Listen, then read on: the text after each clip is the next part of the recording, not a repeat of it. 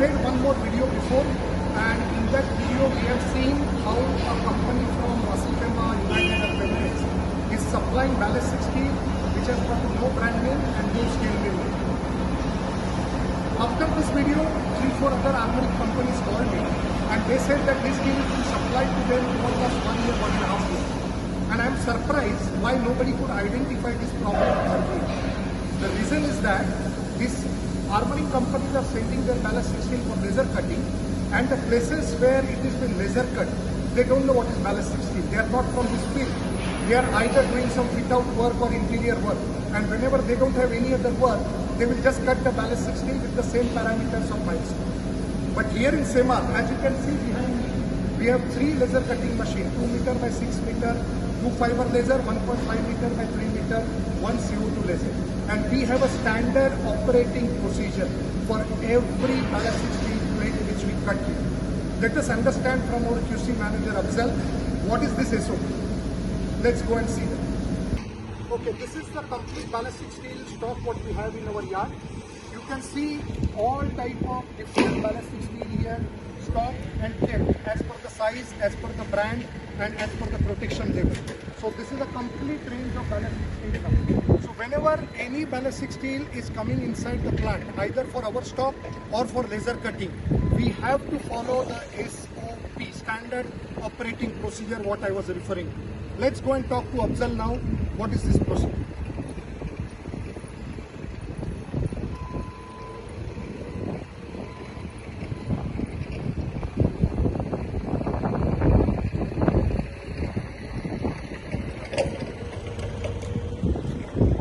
Now let me introduce our quality control manager Afzal. He will just brief you about this SOP.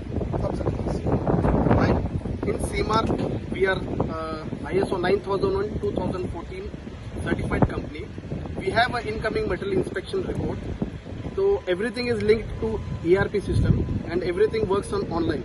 Once the material is received, we take what kind of a material it is, what grade it is, what brand it is, and from where it is, what is the size, all the details, and we take pictures, and the data is stored in ERP system. Once everything, all the data is cleared from incoming point of view, then we inform the sales team that we have received so and so material, and later on they continue. Now after the incoming material is tested and it has been certified by our quality control department, the job card will come to the laser unit. The laser unit will have a job card which is transferred from ERP system. It comes directly into the laser cutting machine. So they have a full parameter, they have a listing program which is uploaded by the production department from the office to the laser cutting machine. They will select the required parameter as set parameter for the ballistic steel. Abhijit, I just want to know from you.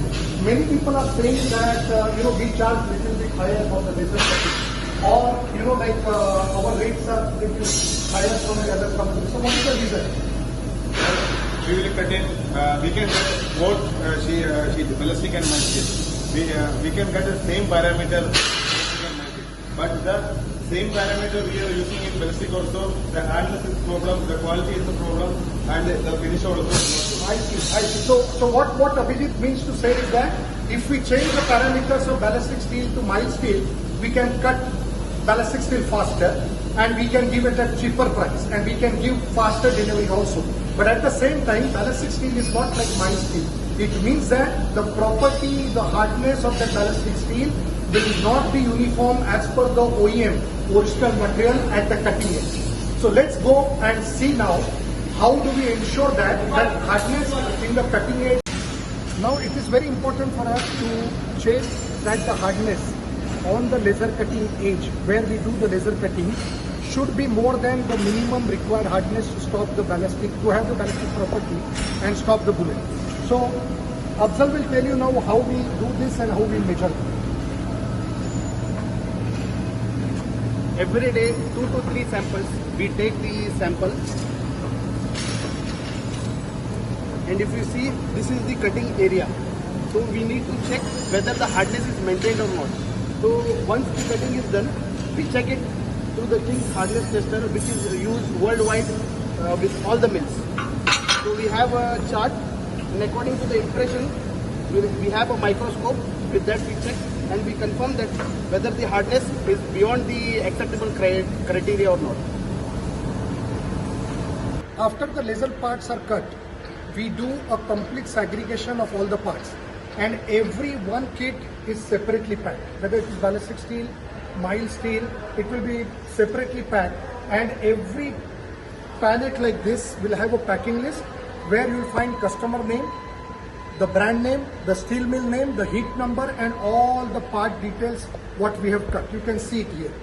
There is a packing list on every pallet, and before it is loaded in the container or a trailer, everything is documented. All the heat numbers and plate numbers are mentioned in the delivery order and the invoice what is going to the customer. So what I meant to say is that we have a complete SOP in place. So right from incoming material till outgoing material, there are no loopholes, there are no chances of anything going wrong anywhere. So once you come to Simar, you are 100% safe, and your laser cutting jobs will be done to the perfection with a complete professionalism. Thank you guys.